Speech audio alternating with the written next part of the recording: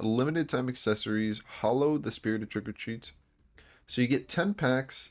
You get these card sleeves. They change. That's epic. Okay. You get this box. It looks cool. It's green and orange. I like that. Let's just see what's really in the pack. So you got Summoner Sorceress. This is a very powerful link monster. Special summons a monster from your deck based off what your opponent has on their side of the field. I believe that's how it works. I remember when this card came out, I quit the game because it was so powerful. It got banned. But it's unbanned, I guess, now. It's really good. Very, very powerful. Underworld Goddess, it's okay. It's a good generic link monster. I do like it. This is a new one, Moon of the Closed Heavens. You can link summon using your opponent's monster as long as it points to it. And yeah, if you do link summon using your opponent's monster, you can even go into Underworld Closed Goddess, and you can get rid of 2 of your opponent's monsters. So it's actually pretty good. People are saying it's really good. That's why it's an ultra rare. I haven't play tested with it at all, whether it be TCG, OCG, so it's going to be the first time messing around with it. So the Eradicator card, the new one, is in this pack also. That's good to know, because you shouldn't have to go into secret packs in order to get a card that should be in a selection pack. DPH Grand War is like a link up, but in synchros, you can special summon a Cyberverse level 4 from your graveyard. You're locked into Cyberverse, but if this card's in your graveyard, usually you're going to use it as like material for a synchro summon because it's a tuner. Krishnerd, I don't know off the top of my head any field spells that specifically mention a card, so you could special summon it. Other than that, it's pretty weird. I don't really know why it's an ultra. It's more of a super rare material. Dysa Blaster, the Negation Fortress. It's an impressive pendulum monster that can negate stuff in the pendulum zone scales in the same column, but you can also just special summon it for free, which is really powerful in pendulum decks because you need 2 monsters to go into Electromite for pretty basic-ish combos. Chicken Game! Yeah, it's a degenerate card. It's used in degenerate decks, OTK decks where you win in 1 turn. You got Metaverse. It's meh. It does what it does. It gets a field spell. This card is meh also. It's not even used in most, or if not all, zombie decks. It's like very specific zombie decks that have like a fusion spell card. Yeah, no, this card's just, it's whatever. Infernity Necromancer is a good card because it special summons back Archfiend, which Archfiend's the best one, so it's a good card for that. And this is Ghost Wyvern, the Underworld Dragon. This searches the Ghost Fusion card, which allows you to go into Nethersoul. I've never once played against a single person, and I play a lot of Yu-Gi-Oh!, who's ever used these Ghost Fusion cards. I think they're heavily underpowered. They need new support. They could have potential, but they definitely need new support. Like, this stuff just falls off so quick. A Ghost Trick Lantern. I love Ghost Tricks. They're my favorite archetype. Cool. Another Ghost card where you can fusion using your graveyard. Cool. Thunder Dragons in this pack. A lot of them. Mathmech Sigma. Why'd they put the Sigma in here, huh? You got Gold Pride in here as well. Time Reloader. Cool. It's gimmicky. It's not extremely powerful. It's not meta relevant, but it is like a card that does something that's kind of interesting. If it's on your field face down, flip it up, special summon a monster from your graveyard, and then this card like resets itself. Or if a monster is flip face up, you can special summon this card from your hand and then reset that card that was flip face up.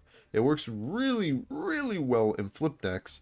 I don't really know what flip decks there are in the meta currently, but it's not a bad card. It's just like, it's specifically flip decks utilize it. So it's something, it's cool. Convertible. Why does he look so cool? That's awesome. It's a flip monster. It's a level 8. Okay, you can special summon level 5 or higher flip monster from your deck face. That is amazing. During the battle phase, if this card's in your hand, quick effect, you can target a face down monster on the field, send it to the graveyard, and if you do, special summon this card face down. Don't really like that. I wish it was target it, flip it face up, then special, but that might be too powerful. Cool card though. Very cool card. Cursed Fire King Doomburst. If this card is destroyed by battle or card effect and sent to the graveyard, you can target 1 face-up monster your opponent controls. It loses 400 attack. Oh, is this like 2006? Why is that even there? 400 attack. Who cares? If you control Fiend Tutor, you can special summon this card from your hand. Good. If this card special summon, you can target one face-up monster your opponent controls. It loses 600. This card sucks. It's not too powerful. In fact, I don't think it's powerful enough to be considered like in a meta-relevant deck. Even if it's Thunder Dragons at full power, I don't think this card's to be considered. But it is something. It's a new tech card.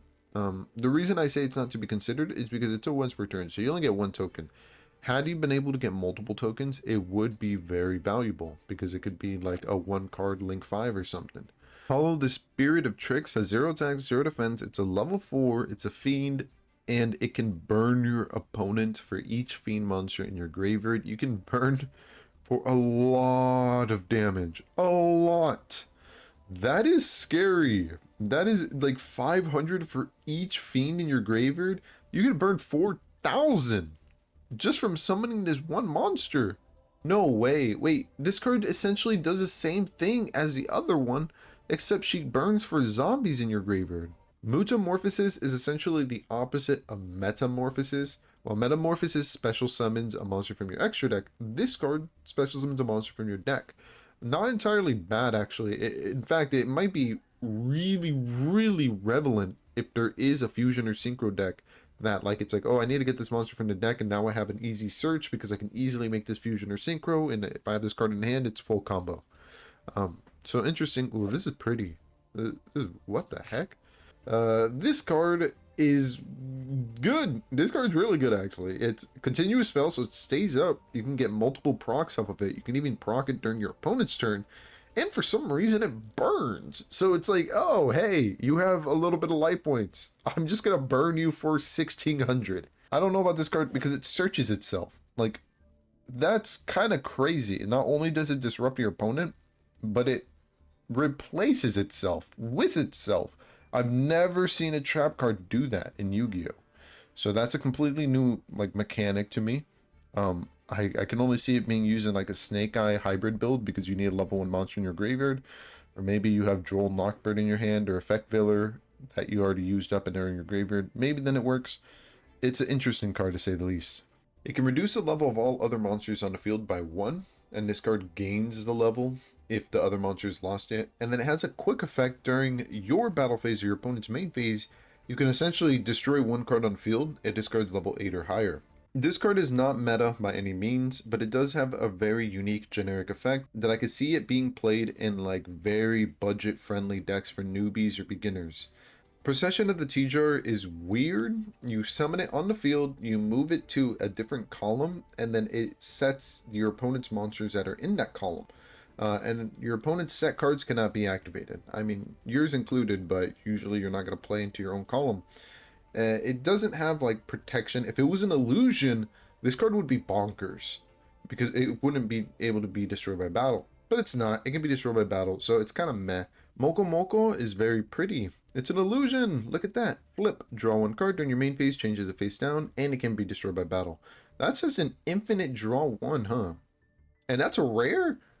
Dude, if I was a new player, I would put this into every single deck I have. Just because it's really annoying and it gets advantage. Swarm of the Centipedes is interesting because when it's flipped face up, you can target another monster, set it face down, or you can target one of your set monsters and flip it face up. It's not the worst card in the world. It is there. Maybe you run it as a one-of. It looks like a UFO Roid, like an upgraded version.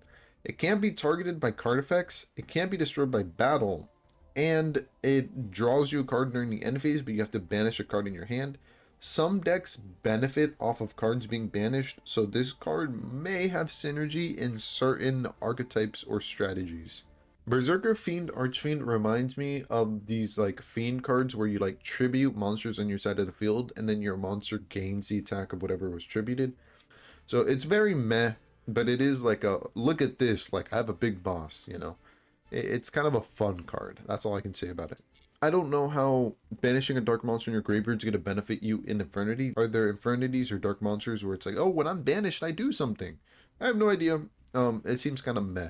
I don't really know how you're supposed to utilize this card at all. And then this is the first ever illusion normal monster. It's funny because it's an illusion, but it can still be destroyed by battle. So, is it really an illusion? regardless, that's going to be it for all the cards in this pack. I hope you enjoyed this video. I don't think there's anything else new. That's about it. So yeah, let me know what you think down below. Also, thank you for the comments. I make sure to read all of them. And I hope you have a great day or night. Happy Halloween that is coming up. Be safe. And yeah, maybe I'll catch you next time. Later.